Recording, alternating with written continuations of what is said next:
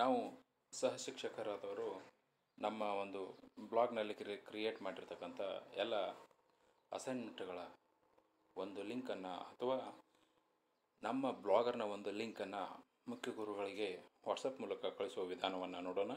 ಇಲ್ಲಿ ಮೊದಲು ನಾವು ನಮ್ಮ ಬ್ಲಾಗರ್ಗೆ ಗೂಗಲ್ ಮೂಲಕ ಹೋಗೋಣ.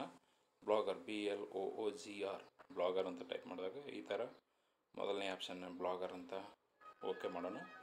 ಬ್ಲಾಗರ್ನಲ್ಲಿ ನಮ್ಮಲ್ಲಿ ವ್ಯೂ ಬ್ಲಾಗ್ ಅಂತ ಒಂದು ಆಪ್ಷನ್ ಇದೆ. ಈ ವ್ಯೂ ಕೆಳಗಡೆ ಸೆಟ್ಟಿಂಗಲ್ಲಿ ನಾವು ಈ ಲೆಫ್ಟ್ ಸೈಡ್ ಮೇಲ್ಗಡೆ 3 ಲೈನ್ಸ್ ಅದಲ್ಲ, ಅದ್ರ ಮೇಲೆ ಕ್ಲಿಕ್ ಮಾಡಿದಾಗ ಕೆಳಗಡೆ ವ್ಯೂ ಬ್ಲಾಗ್ ಅಂತ ಇದೆ ನೋಡಿ. ಈ ಕೆಳಗಡೆ ಎಲ್ಲಕ್ಕಿಂತ ಕೆಳಗಡೆ ವ್ಯೂ ಬ್ಲಾಗ್ನಲ್ಲಿ ಕ್ಲಿಕ್ ಮಾಡೋಣ. ಅಂದರೆ ನಮ್ಮ ಬ್ಲಾಗ್ ಇಲ್ಲಿ ಓಪನ್ ಆಗುತ್ತೆ. ಈ ನಾವು ಬ್ಲಾಗಲ್ಲಿ ಓಪನ್ ಮಾಡಿದಾಗ ಈ ಬ್ಲಾಗ್ನ ನಾವು ಮಾಡಿರ್ತಕ್ಕಂಥ ಎಲ್ಲ ಅಸೈನ್ಮೆಂಟ್ಗಳು ಇಲ್ಲಿ ಓಪನ್ ಆಗುತ್ತೆ.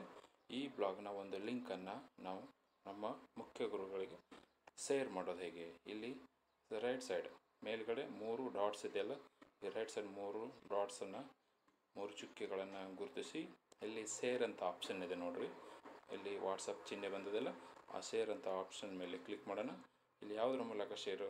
ನೀವು ವಾಟ್ಸಪ್ ಮೂಲಕ ಶೇರ್ ಮಾಡೋದಾದರೆ ವಾಟ್ಸಪ್ ಮೂಲಕ ಮಾಡ್ಬೋದು, ಇಲ್ಲ ನಾರ್ಮಲ್ ಮೆಸೇಜ್ ಮೂಲಕನೂ ಕೂಡ ಕೆಳಗಡೆ ಇದೆಯಲ್ಲ ಅದರ ಮೇಲೆ ಕ್ಲಿಕ್ ಮಾಡಿದ್ರೆ ಮಾಡ್ಬೋದು. ನಾವು ವಾಟ್ಸಪ್ ಮೂಲಕ ಇಲ್ಲಿ ಶೇರ್ ಮಾಡೋಣ.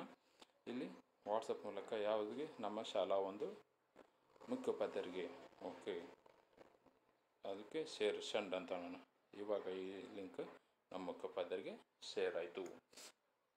ಈ ಲಿಂಕನ್ನು ಉಪಯೋಗಿಸಿಕೊಂಡು ತಾವು ಮುಖ್ಯೋಪಾಧ್ಯಾಯರು ತಮ್ಮ ಒಂದು ಬ್ಲಾಗರ್ನಲ್ಲಿ ಅಪ್ಡೇಟ್ ಮಾಡಿಕೊಳ್ಳುವರು. Thank you.